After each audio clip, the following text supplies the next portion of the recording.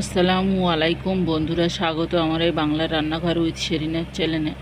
দেখুন, আজকে আমি একদম গ্রাম্য যে শাকটা নিয়েছি, এই শাকটাকে আপনারা কি নামে চেনেন একটু প্লিজ কমেন্টে জানাবেন। আর প্লিজ প্লিজ প্লিজ প্লিজ আমার চ্যানেলটাকে সাবস্ক্রাইব করবেন, আমি সবার প্রথমেই বলে দিচ্ছি। দেখেন এই শাকটা আমি কিভাবে রান্না করি, একদম গ্রাম্যভাবে। আর শাকের যে প্রাকৃতিক যে স্বাদটা বা গন্ধটা লাগবে, এইভাবে যদি আপনারা রান্না করেন আর সঙ্গে যদি একটা পেঁয়াজ থাকে খুবই ভালো হয় ভাতের সঙ্গে।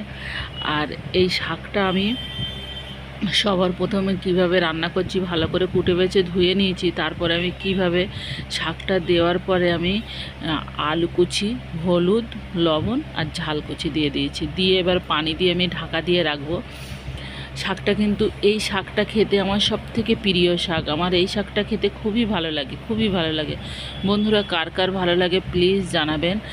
আর এই শাকটা আমি সিদ্ধ করে একটু অল্প করে আমি পানি ফেলে দেব, যেহেতু একটা কষ থাকে শাকের, প্রত্যেক শাকের একটা কষ থাকে। ওই কষটা ফেলে দিলে আরও খেতে আরও ভালো লাগে। আপনারা ইচ্ছে করলে নাও ফেলতে পারেন পানিটা, সেটা আপনাদের ব্যাপার। তা দেখুন, আমার শাকটা একদম গলে এসছে, আর এত সুন্দর হয়েছিল, এত সুন্দর হয়েছিল কি বলবো বন্ধুরা। দেখুন,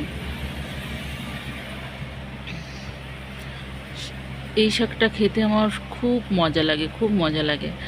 আমি খুব বেশি তেল দেব না, অল্প পরিমাণে তেল দেব। আর এই শাকটায় আমার যে কোনো শাকে আমার একটু ঝালের ফোড়ন দিতে খুবই ভালো লাগে। ঝালের ফোড়ন ছাড়া কিন্তু আমার শাক মজা লাগে না। আর রসুন তো অবশ্যই অবশ্যই থাকবে, আমি খুব কম মশলা দিয়েছিলাম। আর দেখেন আমার শাকটা হয়ে গেছে। প্লিজ বন্ধুরা, এইভাবে আপনারা কার কার ভালো লাগে প্লিজ জানাবেন।